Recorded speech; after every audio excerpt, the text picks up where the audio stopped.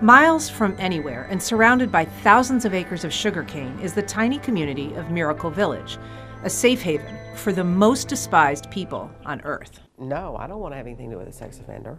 No, those are special place in hell for those people. It's a population that evokes such hatred and fear, even other sex offenders feel it. I was definitely nervous about moving into a community of sex offenders. The village was created by and for sex offenders, who in Florida are prohibited from living near any place that children might gather. A lot of us could not live at our houses because either a playground was next to it, or a bus stop, or a school. And what's the alternative? Homelessness? For residents, the miracle of the village is just finding a place to call home. But for the town of Pahokee, the real miracle is the way attitudes have changed. I was angry. Had I ever known a known sex offender in my life? No. Did I ever want to? No. Did I want them in my church? Hell no. But Linda Moss says everything changed Ash Wednesday? the day she heard Chad Stoffel sing.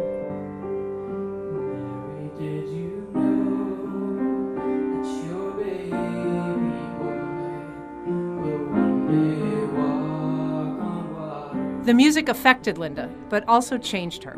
Like I said to you about the pit bulls, you only hear about the bad ones. Well, it's like the sex offenders. You only hear about the heinous crime ones. People freak out. They freak out because they don't know what to think. They almost feel like maybe we're going to be dangerous and we're going to attack them or attack their children, and that's simply not true. That's not what we're about.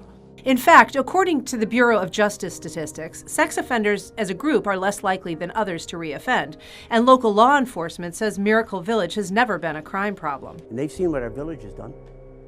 7 years, 8 years, okay? Nobody's been raped, killed, or murdered. Might be the safest place to live. Part of that may be because some residents, like Christopher Dawson, don't fit the stereotype of a typical sex predator. I was dating a girl who lied to me about her age, found out that day she was 14 years old. Of course, many stories are harder to hear. I was one of the top racquetball coaches in the world, and I started messing around with some of my students. I was charged with lewd and lascivious molestation and lewd and lascivious battery. I spent almost 13 years in prison for molesting my granddaughter, my step-granddaughter. She was 12 years old at the time. It's tough.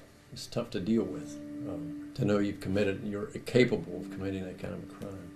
But forgiveness comes from all corners, including former victims. When I was 11, I was molested by one of my dad's friends. But despite that experience, Margaret Smart has fallen in love with Harry Folger, a registered sex predator and a resident of Miracle Village. But no, I knew Harry as a person, not as a criminal. The two met at a picnic 2 years ago. He stuck to me like glue. And fell in love almost immediately. I think we're more like teenagers than anything else. That night. Yeah, we really were. Pastor Patty Opperly of Pahokee's United Methodist Church was also a victim of a sex crime. When I was a teenager, I was molested by, good family friend of the parents. Never told a soul.